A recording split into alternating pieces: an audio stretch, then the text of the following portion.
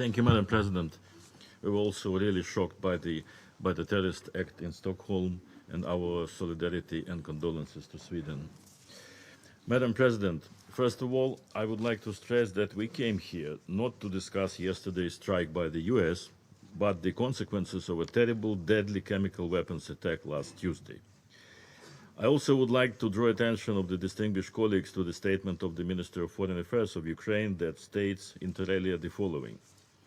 Any use of chemical weapons is an outrageous violation of international law and constitutes a war crime. Perpetrators of such acts have to be brought to account. Impunity for a violator of international law, which resorts to use of chemical weapons, leads to further crimes on his part. Russia's chronic blocking of the work of the UN Security Council is unacceptable. The Syrian regime sponsors and advocates also bear responsibility for the use of weapons of mass destruction in Syria and subsequent deaths and sufferings among Syria's civilian population. The US actions must be supported to prevent the regime from committing any further war crimes, including against civilian population. Ukraine considers the US missile strike against a military target, namely the air base from which an airstrike with the use of chemical weapons was launched against Khan Shaykhun on the 4th of April, as an adequate and proportionate response. It is a clear signal that the use of weapons of mass destruction is not going to be tolerated anymore. Yesterday's events were long in the coming. For years, this Council was paralyzed on many important international security issues, including the Syrian file. For all intents and purposes, it was practically held hostage by one delegation that abused its status of a permanent member and practiced the approach of my way or no way. Council efforts to address the Syrian crisis were blocked by the Russian veto 7 times, 7 immobilizing vetoes, and thousands of dead eyes of Syrian children that will never see the light of day again. Everything and anything was employed to obstruct a meaningful action of the Council. Obfuscations, distractions, diversions, outright lies, and even bullying. As a result, despite the best efforts of the Council members, on numerous occasions the Council was not able to deliver because of intransigence of the Russian delegation. The Russian delegation claimed here that it suggested a balanced draft resolution. Ukraine does not consider the draft proposal proposed by the Russian delegation either as adequate to the circumstances or as proper reaction of the international community to the horrible mass murder of people in the Idlib province. Given the brutal facts on the ground, it is actually adding insult to injury. We cannot accept the reference to this crime as the alleged incident with the chemical weapons or reportedly causing large-scale loss of life. Really, an incident, reported loss of life?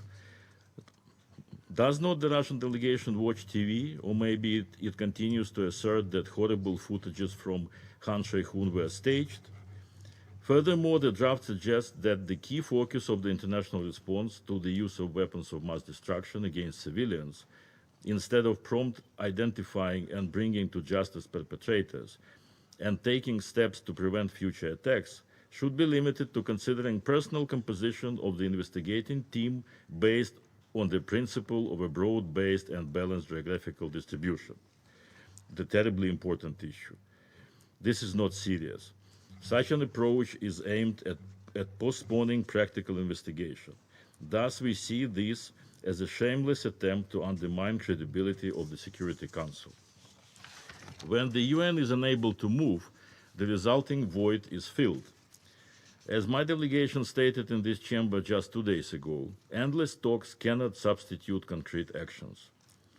We also reject the assertion by the Russian Federation that the US action constitutes an act of aggression.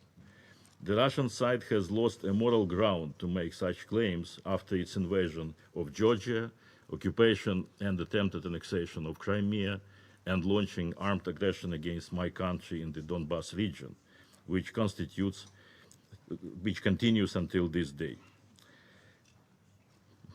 The deafening sound of salvos of Russian Grad missiles and artillery shells pounding Ukraine's territory, bringing death and destruction, render hollow all Kremlin statements on the subject of respect for international law. At the very least, they are utterly hypocritical. I call on the Russian delegation to stop mockery of this council and stop calling others paranoics. Rather, look at yourself. Ukraine continues to believe that the final settlement of the Syrian conflict can be achieved through the political solution only. In light of the recent escalation, the only way forward is a reinvigorated political process, reanimation of the ceasefire, and a true commitment to the genuine political transition based on the Geneva Communiqué and Resolution 2254.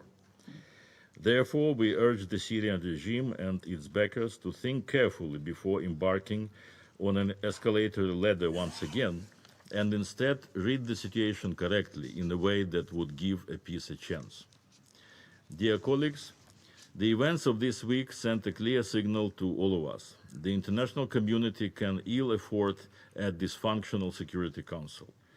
A failure by this body to discharge its duties in an objective manner, to stand up for what is right, to ensure accountability for violators of international law, undermines its moral standing.